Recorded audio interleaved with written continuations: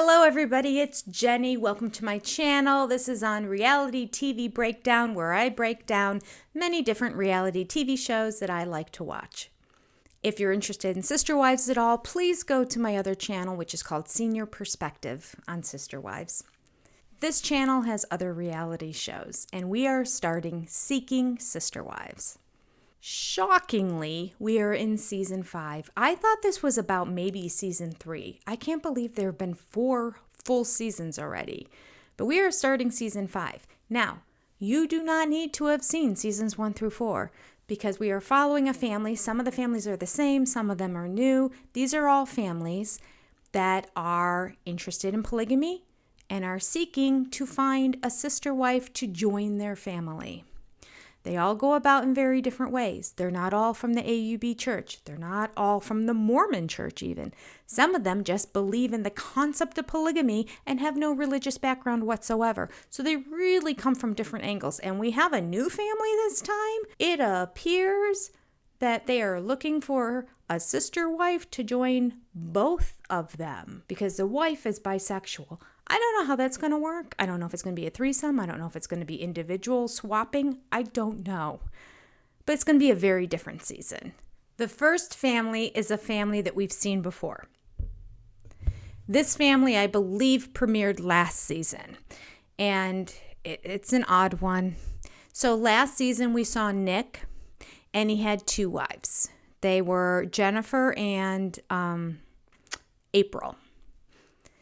Jennifer last season was pregnant.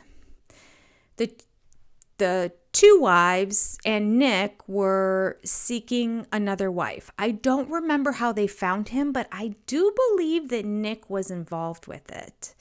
This is how Nick presents his idea of why he got into polygamy. I'm sure there's a lot of things that have played into my affinity for a plural lifestyle. I used to grow up watching Three's Company, so I would see the way that man lived, and it never occurred to me that those weren't actually his wives. I just saw this man with all these women that seemed to care about him, and I'm like, yeah, that's great. You know what I mean? That seems like how I'd like to live. I want some women to care about me too. You know what I mean? So it just seemed like a great way to live your life. Oh my goodness, I don't even have words. Three's Company? First of all, the women didn't all care for him. There were just 2 other women, and they were involved in other relationships. None of them ever had a relationship with him. They not only weren't married to him, but there was no relationship. They were just all friends. And for him to say he was drawn to it just because he received all this attention from other women, it had nothing to do about giving or serving. It was all about himself.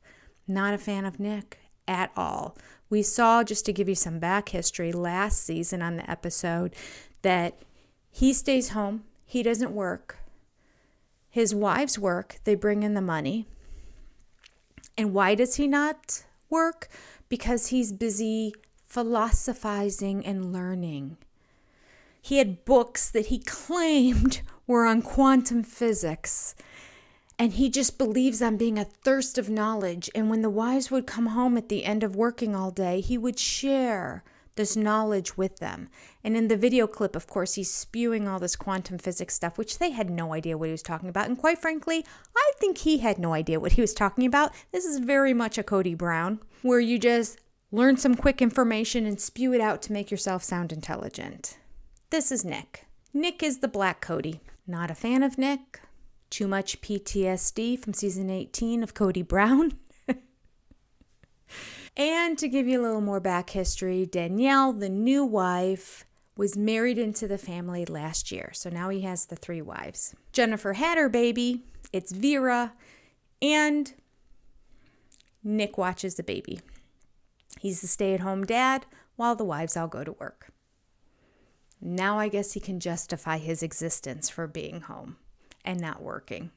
Another reason this family is really weird is that they all sleep in one bed. They had a specially made custom bed, 12 feet wide.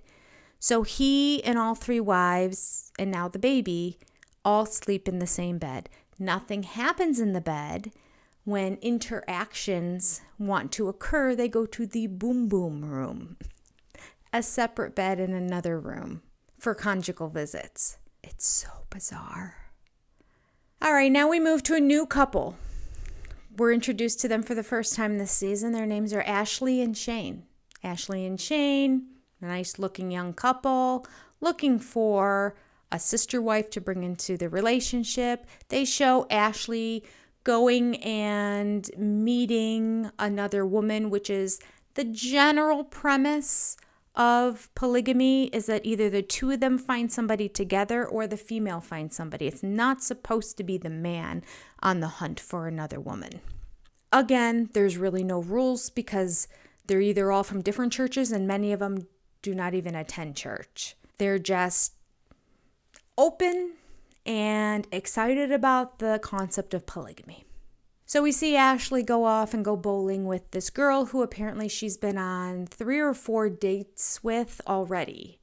Now, Shane has not met this woman. According to Ashley, she doesn't want to waste time having Shane meet somebody who is not going to be a match for them anyway. All right, I guess I could buy into that. I mean, you have to expand your brain to think about the world of polygamy. I guess. I mean, there's justification both ways, but it is what it is. So she goes bowling with this girl, and then afterwards, they kiss at the car and then leave. And I was like, what? This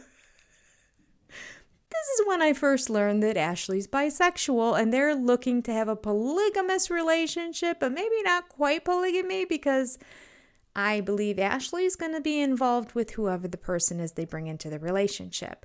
This is going to be an interesting one to follow.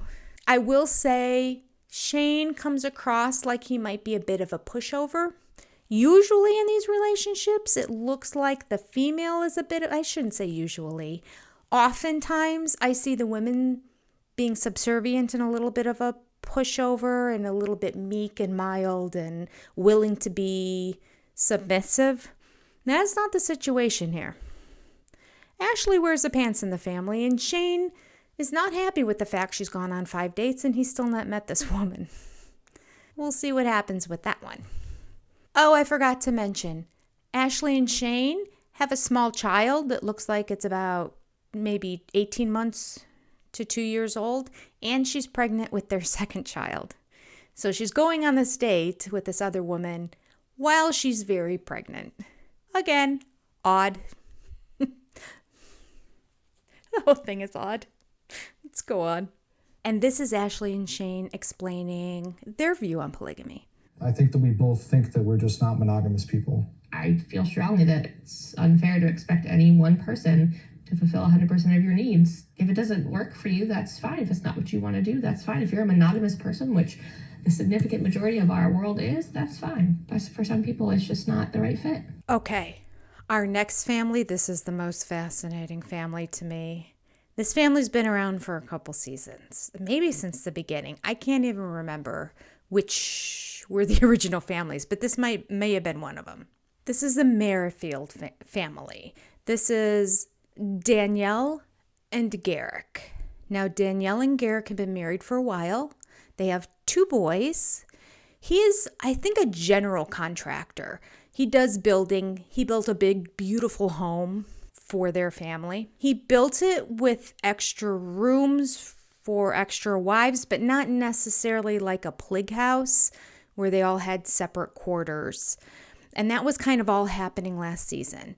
And as that was happening last season, they found somebody who was interested in joining their family online from Brazil. Finding somebody from a foreign country is a little sus. I mean, we have 90 Day Fiancé already, right?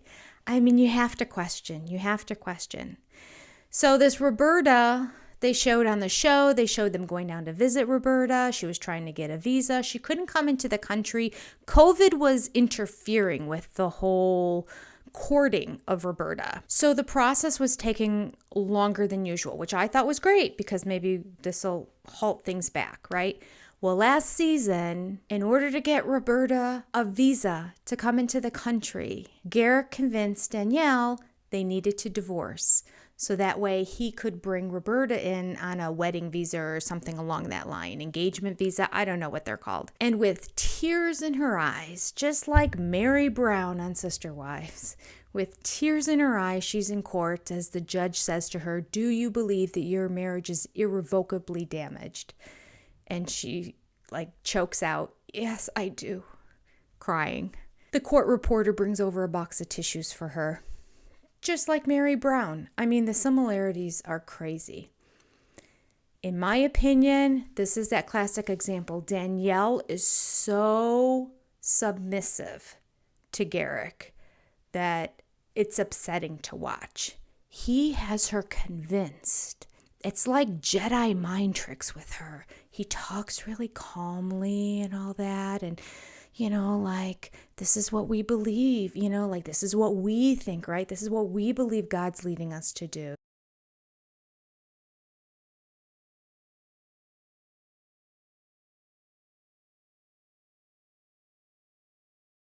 But we searched the scriptures for years and finally came to a conclusion. We're like, we can't say it's wrong. It's a reflection of Jesus and his church, because a lot of the scriptures, the terms where it says he fills you with the Holy Ghost, it's actually a sexual term. That is blasphemy. It actually means sperm going into intimacy that way. And even scientifically, we've found that, when a man and a woman become one and his sperm goes in the woman, that his DNA becomes part of her. It actually goes into her brain and she becomes one with him. Are you actually saying that? But yet the woman can't transfer her DNA back to the man. So it showed the proof of how Christ is with his church. He transfers to us, we don't transfer to him. So for us, it's a beautiful thing when it's done right. That is the most horrific thing I've ever heard. Nobody in her family is for this whatsoever. They all think it's all crazy. Her brother thinks it's crazy. Her sister-in-law, who she's very good friends with, thinks it's crazy. Her parents thought it was crazy. In the end, last season, they saw the parents come around. All right, so this whole Roberta thing, we see it going back and forth. They meet her at a resort in Mexico at one point. She gets to Mexico. Of course, they're flying her to go to Mexico, where she could go. And they meet her in person there, but they've been FaceTiming.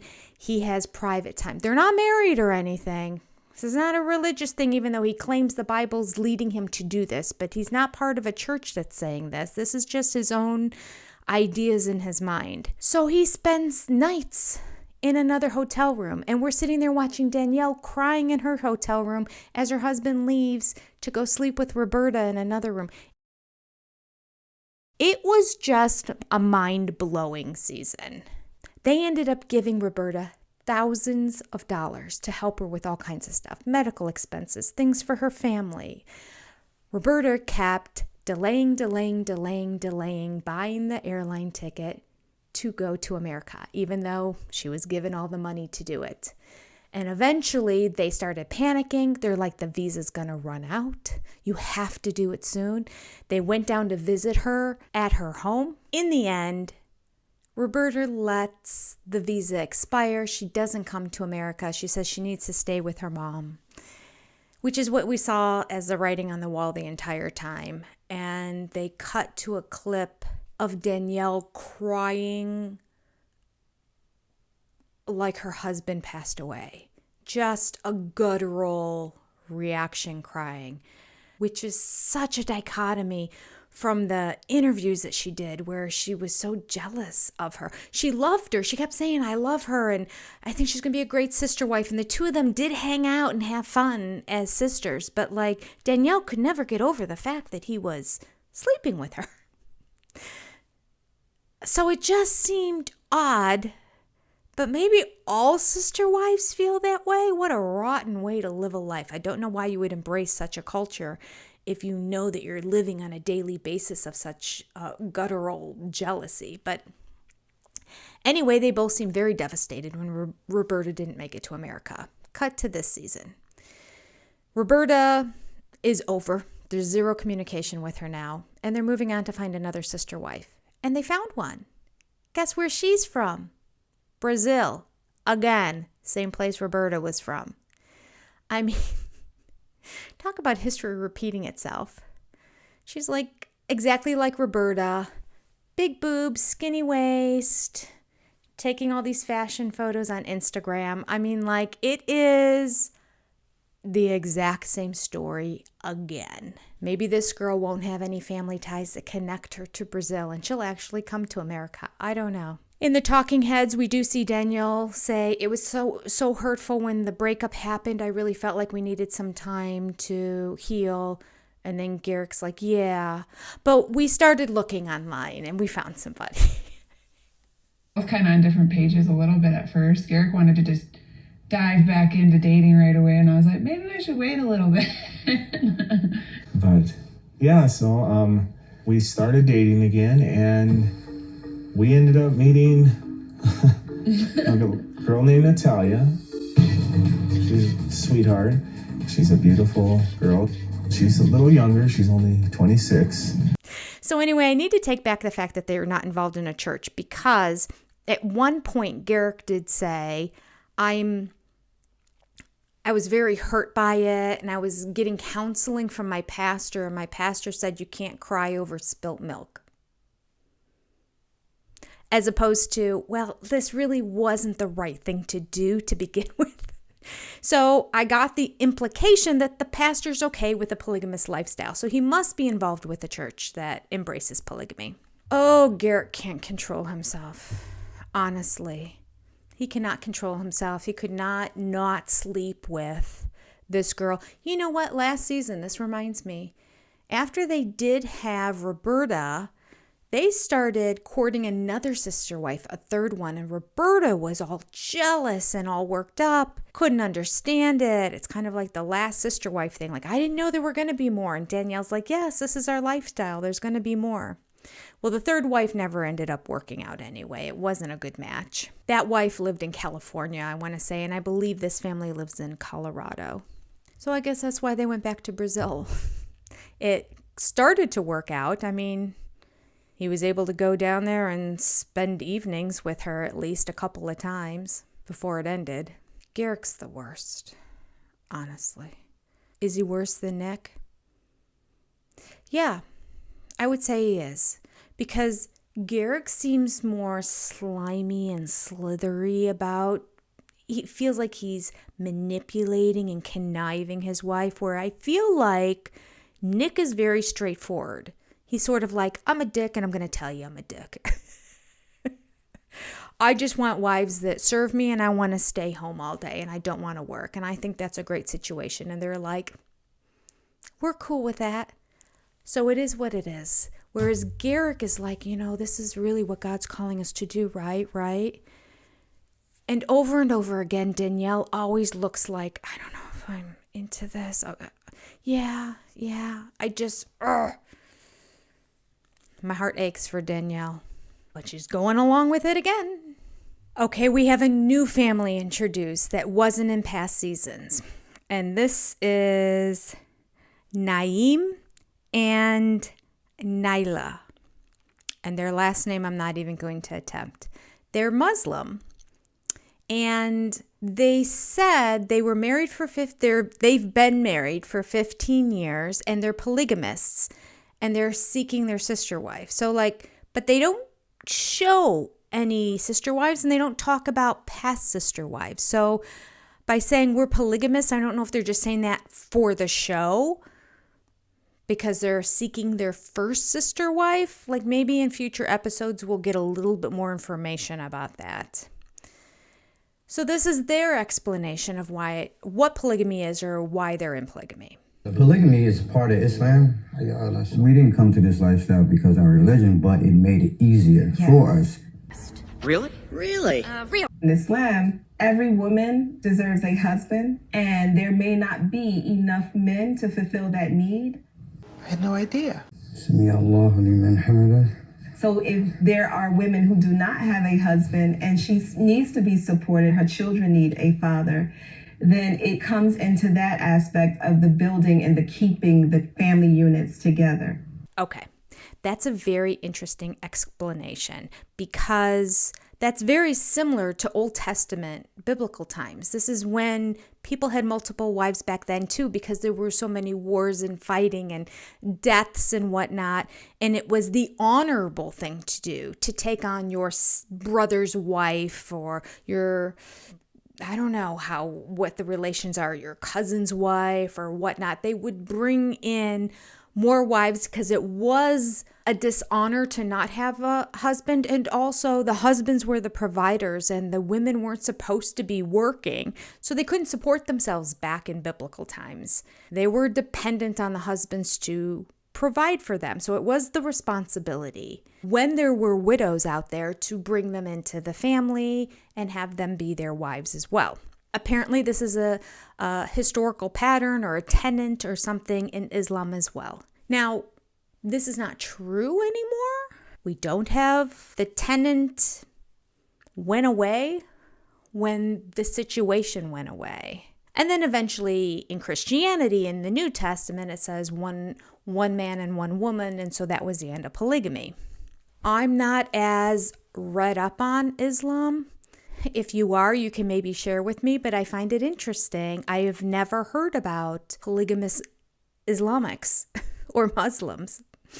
So we see on the show, it is just the two of them. They've been married 15 years. It doesn't appear they have any children. We see no talk of previous wives, and they're looking to bring in a wife, so they invite his mom over for dinner, and they present the idea to her that this is what they're planning on doing. His mom, not a big fan.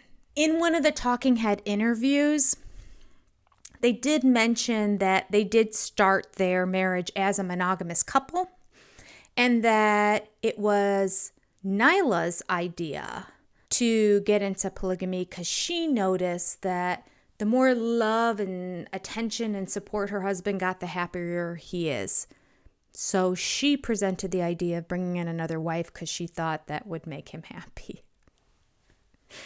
Okay.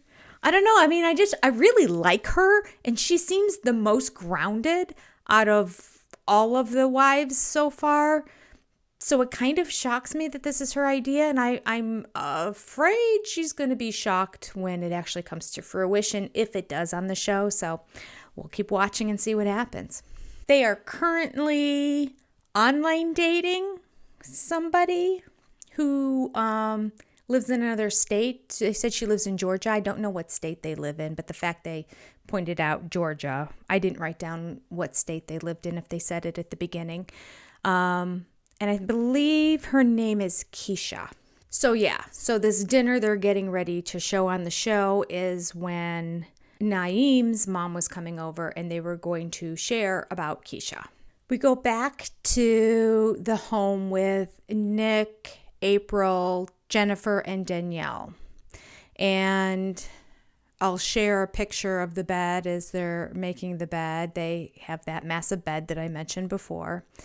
And what's interesting, I'll enter a clip here, is every now and then, April and Jennifer will make reference to, another sister wife coming into the family.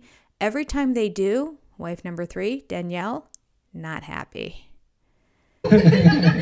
Sleeping together in the same bed isn't something that's common amongst most plural relationships. But that's just the way that we like to do it because we don't want to have to divide up that time with Nick. We all have room, plus we have a little bit of extra room because you never know what's gonna happen, right? You gotta plan for the extra space. The more the merrier. This is not the Danielle that's with Garrick. We have 2 Danielles. This is Danielle with Nick. She's the 3rd wife. I think she thought she'd be the last wife. She keeps saying things to the effect of, we need more time. I know the plan has always been to date, add more wives and kids. But I just got married and we just had Vera. I want to enjoy being a first-time mom and a wife for a bit. I don't see why we would need to rush into dating so soon.